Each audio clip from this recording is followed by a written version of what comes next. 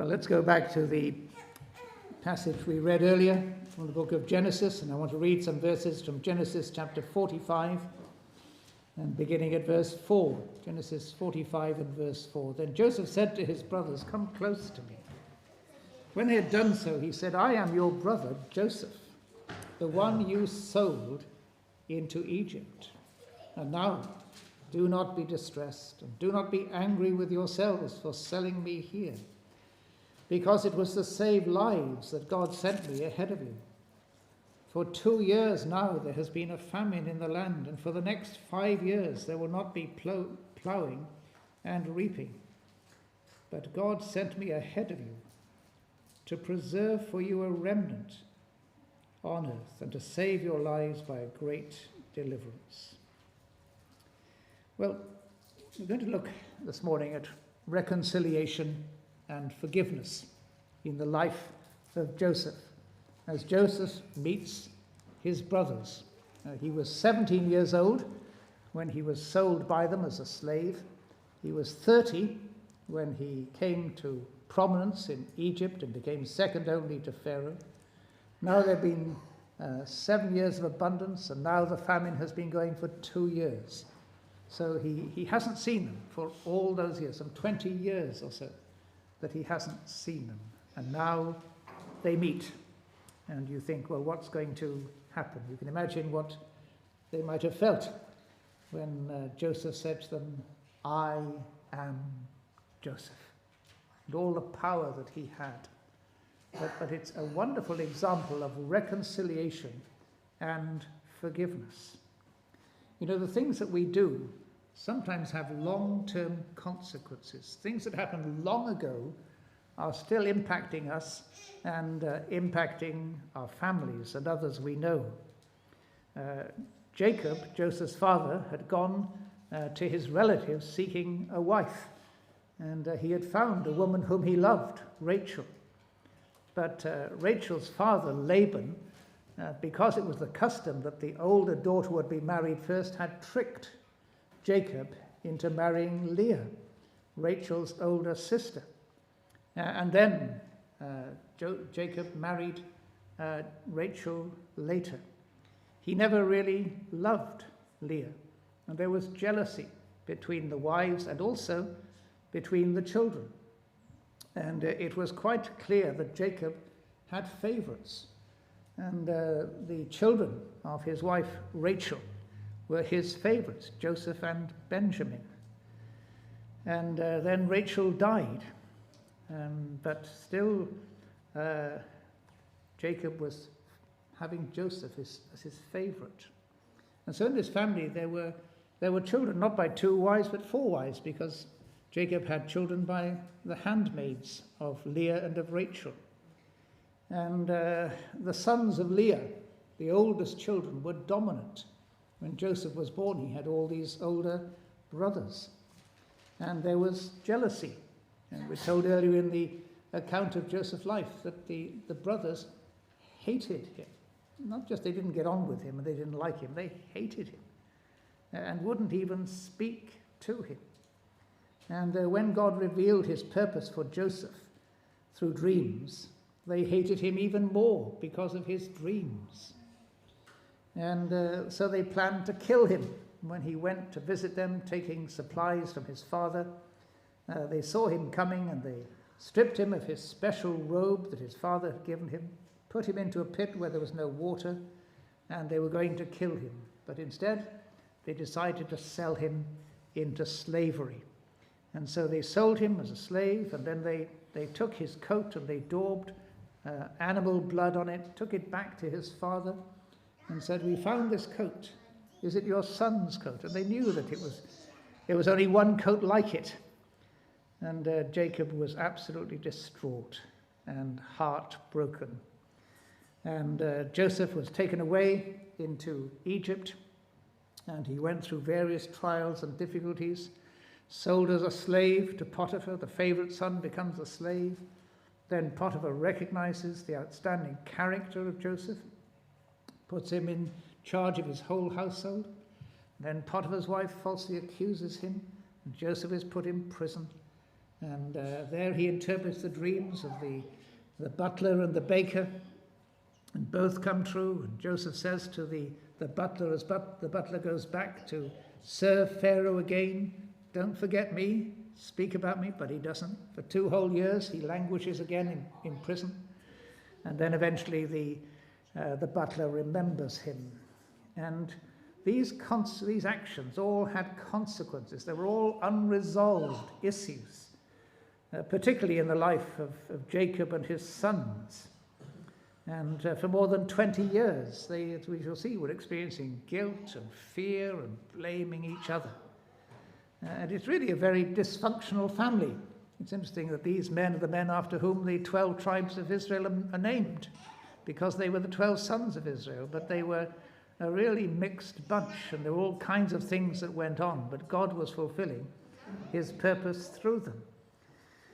And our lives often have those sort of elements of dysfunctionality, relationships, things that happened a long time ago, and sometimes those things have never, ever been resolved, but the consequences of them still continue, and they come to mind from time to time. As far as Joseph was concerned, again and again we're told in the account of his life that the Lord was with Joseph. Even when everything seemed to be going wrong, the Lord was with him.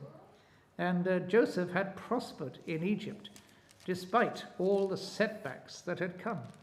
In fact, when he interpreted Pharaoh's dreams and then suggested a plan to lay up reserves during the years of plenty for the years of famine, Pharaoh said, "Can we find anyone like this man in whom is the Spirit of God?"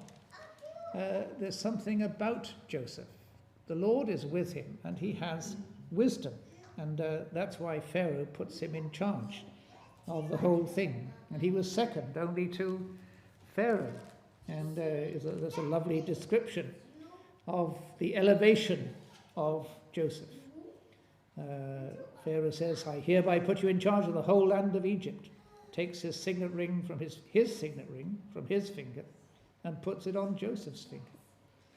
Dresses him in robes of fine linen, puts a gold chain around his neck, has him ride in a chariot as his second in command, and men shouted before him, "Make way!"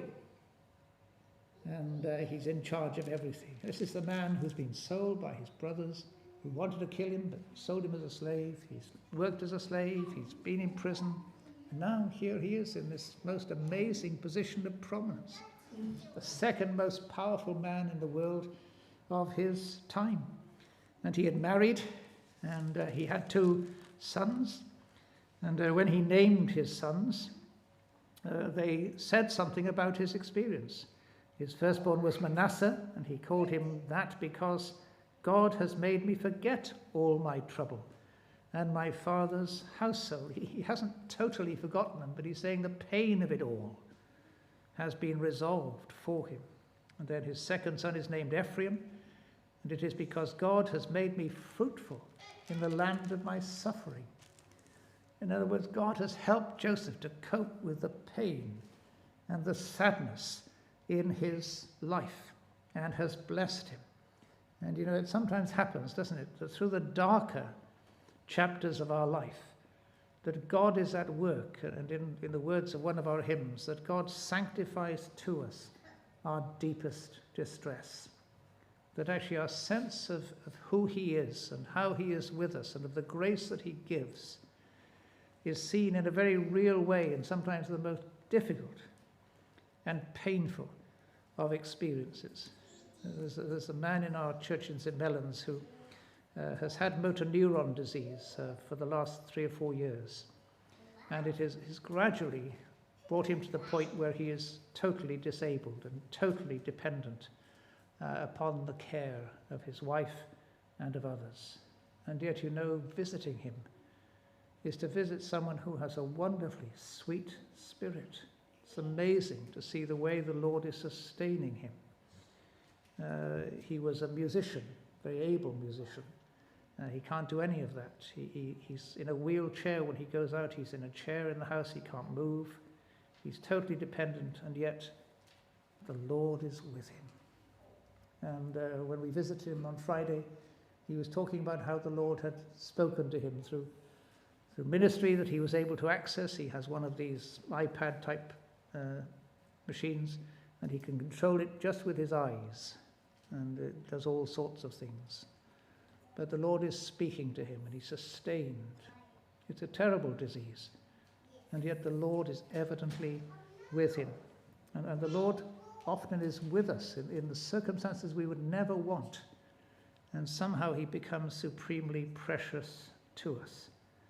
And it had helped Joseph not only to cope with one thing after another, but also to come to that point where he was ready to forgive his brothers.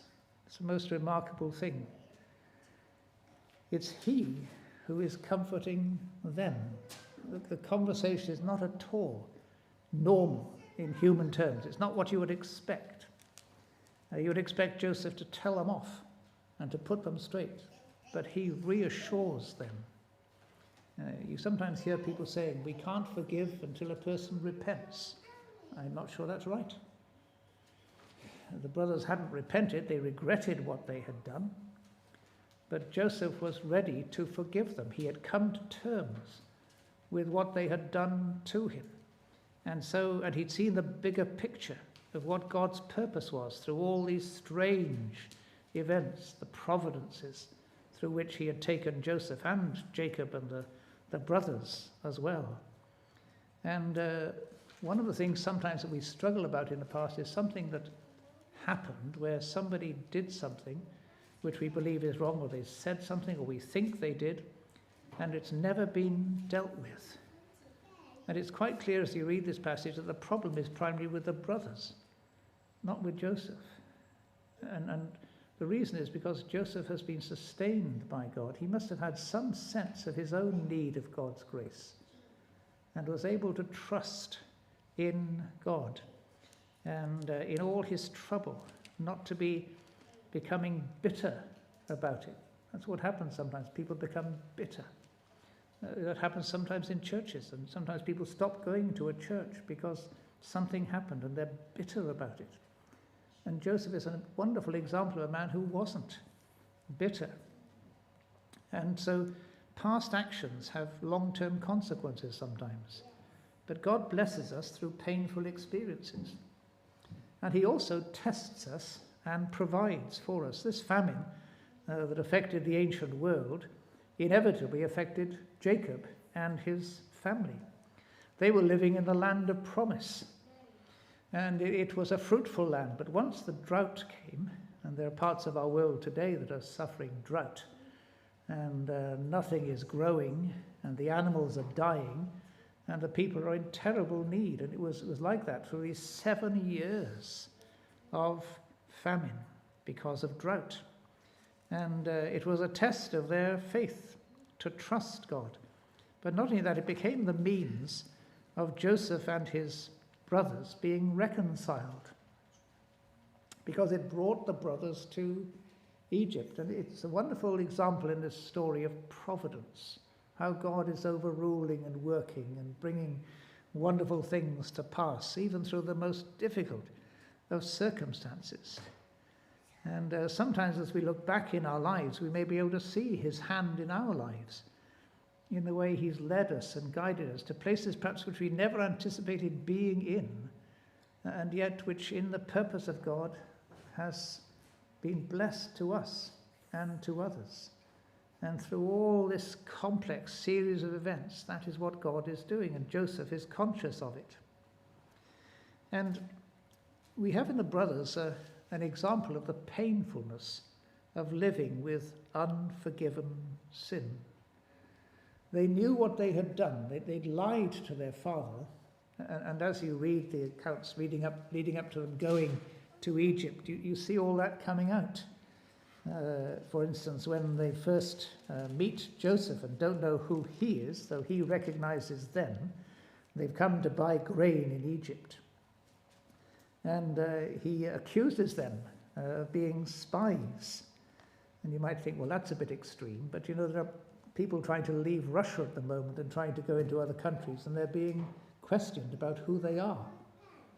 because of a fear of neighbouring countries that people will come in who will cause trouble. And so that's something that happens in life. And Joseph is saying, well, perhaps you're not really who you say you are. And this is what they say to him. Your servants have come to buy food. We are all the sons of one man. Your servants are honest men, not spies. No, he said, you've come to see where our land is unprotected. And they replied, your servants were 12 brothers, the sons of one man who lives in the land of Canaan. The youngest is now with our father, and one is no more. And they don't tell the whole truth there. One of our brothers isn't around anymore, but they don't say why it was. And Joseph knows that he's the one. So in other words, they haven't told the father the truth. They haven't been living the truth, but they know amongst each other what happened. And they've got this conspiracy of silence, but it's still affecting them. And it comes out in their conversations with Joseph and with their father. When it comes to sending Benjamin to Egypt, it's obvious that the father doesn't trust them. Ever since Joseph disappeared, and they never found the body, they just had a coat with the blood on it, and Jacob knows that there's more that they could tell him and they're not telling him. There's no trust between the father and the sons. And he's never going to let Benjamin out of his sight, because he doesn't, and that's gone on for decades in this family. And Jacob is afraid of them, and he blames them. I'm not sending Benjamin with you. He would perhaps send him with others, but not with them, because they were untrustworthy. And they were trying to deal with their guilt by trying to do the right thing. When they say we are honest men, that's not necessarily a lie. What they may be saying is, we did a terrible, terrible thing years ago. But ever since then, we've been trying to make up for it by doing the right thing. I remember one day travelling down the M4, past Llantrisant and down to the next junction, junction 35. And in those days, I haven't seen it for a long time now, there used to be a police camera van on the bridge just before you got to junction 35.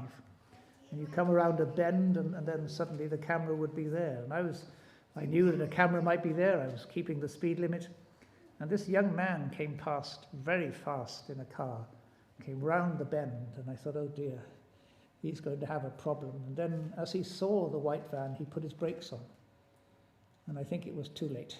I don't know, but I think it probably was. And then he came off the junction 35 as I did, and I followed him all the way into Bridgend. And he drove immaculately. He kept the speed limit all the way. But if he was booked, it was too late. But that's what we try to do sometimes, to make up, don't we? Well, I've done wrong, but I'll try to do better from now on. And maybe that's what the brothers had been doing, but it hadn't resolved the issue. It hadn't resolved their guilt regarding Joseph. And they didn't want to face up to it. And it comes out in their conversations when they're coming back and forth with Joseph, and he's saying he wants to see this younger brother they're talking about, just to show that they're telling the truth. But of course he actually wants to see Benjamin, his brother, who is so special to him. And they're sort of trying to weigh up what's going on. And as they're weighing it all up, this is what they say. Surely we are being punished because of our brother. We saw how distressed he was when he pleaded with us for his life, but we would not listen. That's why this distress has come upon us. You know, the guilty conscience. God's punishing us. He pleaded with us, and you get an insight into what happened when Joseph was sold as a slave. He pleaded, please don't do this, please don't do this, but they took no notice. And he went away into Egypt to be a slave. And Reuben says, didn't I tell you not to sin against the boy? But you wouldn't listen. Now we must give an accounting for his blood. And they don't realize that Joseph can understand them.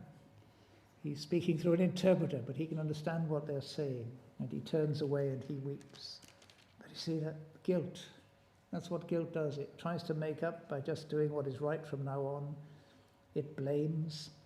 It has that sense of feeling we're being punished by God, that he is against us. And, well, they can't they can't resolve it in those ways. And even at times wanting to make atonement for what they've done in practical ways. When they know they have to take Benjamin back. And Jacob says there's no way that he's going to go back. And Jacob says everything is against me. And Reuben says to his father, you may put both of my sons to death. What a terrible thing to say.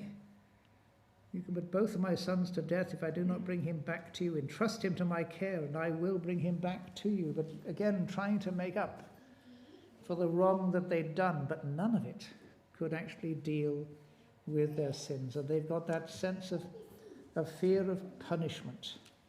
And even when the money is put back into their sacks, as you remember, that just fills them with a further sense of terror and anxiety, because as they're returning after the first visit and they find the silver back in the sacks, the exact same amount, which actually was an act of kindness that Joseph was showing to them. They are just overwhelmed with fear. And it's the working of a guilty conscience. A sense we've done wrong and not facing up to the truth and not confessing it and not dealing with it. We have a hymn, Jesus, my great high priest, offered his blood and died. My guilty conscience seeks no sacrifice beside. His powerful blood did once atone, and now it pleads before the throne. It's only the blood of Christ that cleanses our conscience from guilt. And these men are guilty. And Joseph, God is with him, and he's at peace, and he's been blessed, and he's been exalted. And now it is he who becomes the source of comfort to them. I wonder, have you got things in your past that you've never ever faced up to? And you still feel guilty, and you haven't reconciled, haven't you dealt with it? And it's a terribly sad and miserable situation to be in. And that's where the brothers are. But in their case, and perhaps in your case too, God is moving events forward to bring them to that point of reconciliation. And eventually Jacob agrees for Benjamin to go. And so he comes to Egypt. And then there's the question of the cup which has been put in his sack and the likelihood of him being kept. And that's where we read what happens and how Judah begins to speak to Joseph and to explain the situation, to plead with him, and then even to offer that he will stay instead of Benjamin so that his father's heart will not be broken. You know, Joseph can see that a change has come about in his brothers. Not a change that deals with the things they've done. They're still struggling with that. But they're not the same brothers who sold him into slavery. And here they are, bowing down before him with their faces to the ground. That's exactly what one of Joseph's dreams said would happen. As the sheaves stood up in the field, and then all their sheaves bowed down to his. And they said, you mean you're going to rule over us? And here he is ruling over us, but they don't know it's Joseph. But Joseph can see God's purposes being fulfilled, and why God is doing what he's doing, why these things have happened to him. And God is fulfilling his promise, and he's also providing for Jacob and his family. And that's what Joseph says, that God has sent me ahead of you to preserve for you a remnant on earth and to save your lives by great deliverance. I'm here organizing the events following or during the famine, and it's to preserve the people of God. It's to preserve the church of God. And God is in it all. And what has happened really to Jacob and to his sons is that they've lost sight of God and his promises. Jacob's saying everything's against me. It's all gone wrong, and he's bitter. And they're struggling with their unresolved guilt and something they've done that they can't change. And then they come and they're there before Joseph. And Judah pleads with Joseph to let him stay as a slave to Joseph instead of Benjamin. And says, how can I go back to my father if the boy is not with me? No, do not let me see the misery that would come upon my father. And Joseph has to turn aside and cry. because there's been that change of heart. And so he sends everybody out, and he's just there with his brothers. And he says to them, I am Joseph. And that normally would say, would it, now it's my turn to inflict problems for you, and I'm going to punish you for what you did to me. But that's not how God's grace works. And so he says, come close to me. I'm your brother Joseph, the one you sold into Egypt, and now do not be distressed and do not be angry with yourself for selling me here, because it was to save lives that God sent me ahead of you. So he's saying, don't be upset about it. Don't blame yourselves for what happened, because it's all part of God's... He's not saying what they did was right, but he's saying that he, who had been sinned against, could see the purpose of God in it all. And there's this wonderful time of reconciliation as they embrace each other. And his brother Benjamin is there, and it's a very moving time. This family, God's family. You know, God's family is a place where reconciliation needs to take place. How sad it is that so often in churches there are splits and divisions and an unforgiving spirit. And it is so detrimental to the life of God's people and to the life of the individuals involved in it. And the grace of God somehow doesn't come to the fore. And it can go on for years and can be so destructive. But there's a wonderful power in forgiveness. Many of you may have read the writings of Corrie ten Boom. And she tells a story in one of her books about forgiveness. The book is called I'm Still Learning to Forgive. This is what she says. It's a remarkable story, but it teaches us something very important. It was in a church in Munich that I saw him, a balding, heavy-set man in a grey overcoat, a brown felt hat clutched beneath his hands. People were filing out of the basement room where I had just spoken and moving along the rows of wooden chairs to the door at the rear. It was 1947, and I had come from Holland to defeated Germany with the message that God forgives. It was the truth they needed most to hear in that bitter, bombed-out land, and I gave them my favourite mental picture. Maybe because the sea is never far from a Hollander's mind, I like to think that that's where forgiven sins were thrown. When we confess our sins, I said, God casts them into the deepest ocean, gone forever. The solemn faces stared back at me, not quite daring to believe. There were never questions after a talk in Germany in 1947. People stood up in silence connected their coats, in silence left the room. And that's when I saw him, working his way forward against the others. One moment I saw the overcoat and the brown hat. The next, a blue uniform and a visored cap with its skull and crossbones. It came back with a rush. The huge room with its harsh overhead lights. The pathetic pile of dresses and shoes in the center of the floor. The shame of walking naked past this man. I could see my sister's frail form ahead of me, ribs sharp beneath the parchment skin. Betsy, how thin you were. Betsy and I had been arrested for concealing Jews in our home during the Nazi occupation of Holland. This man had been a guard at Ravensbrück concentration camp where we were sent. Now he was in front of me, hand thrust out. A fine message, Fraulein. How good it is to know that, as you say, all our sins are at the bottom of the sea. And I, who had spoken so glibly of forgiveness, fumbled in my pocketbook rather than take that hand. He would not remember me, of course. How could he remember one prisoner among those thousands of women?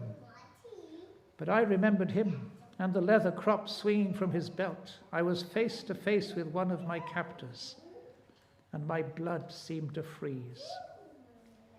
You mentioned Ravensbrück in your talk, he was saying. I was a guard there. No, he did not remember me. But since that time, he went on, I have become a Christian. I know that God has forgiven me for the cruel things I did there. But I would like to hear it from your lips as well, Fraulein. Again, the hand came out. Will you forgive me? And I stood there, I whose sins had again and again to be forgiven, and could not forgive. Betsy had died in that place.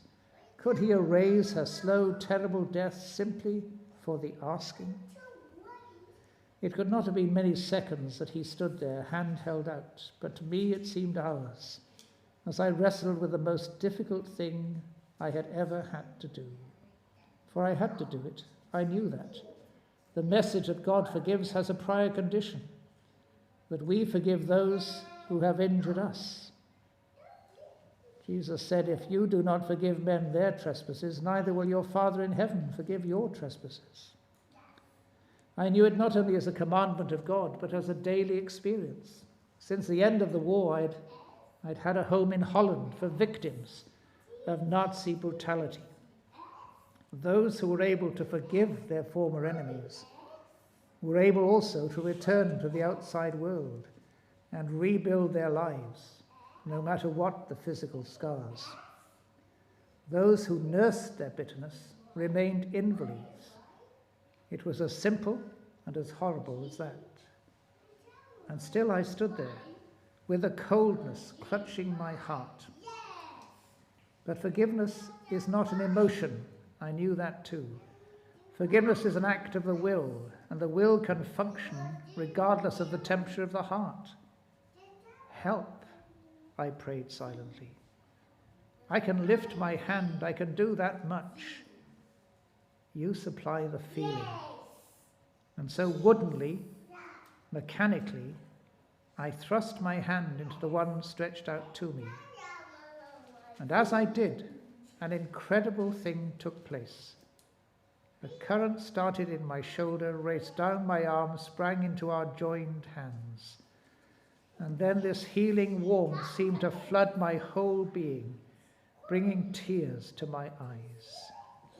I forgive you, brother, I cried, with all my heart. For a long moment we grasped each other's hands, the former guard and the former prisoner. I had never known God's love so intensely as I did then. Forgiving a terrible thing. The same thing happened in Egypt, and there was power in that forgiveness and in that reconciliation and in that sense of the love of God and the call of God to Abraham and to his descendants. And there was weeping in Egypt as there was weeping in that place in Germany as Corrie ten Boom forgave that man. And in her preface to the hiding place, this is what she says, this is what the past is for. Every experience God gives us, every person he puts in our lives is the perfect preparation for the future only he can see. And you think of the life of Joseph, none of them could understand where God was leading them. But at that point where they were reconciled, where Joseph was the means of bringing about reconciliation, they were conscious of the love of God. And Joseph is a type, he's a figure in the Old Testament who foreshadows and points on to Jesus. You think of the Lord Jesus Christ coming into this world. He said to seek and to save that which was lost. And in John's Gospel we're told, for God did not send his Son into the world to condemn the world, but that the world through him might be saved. And every one of us needs to know God's forgiveness. And as we experience that forgiveness, to be ready to forgive others. And to, in doing that which we may find so hard, to experience the love of God in a deeper and a more wonderful way. Amen.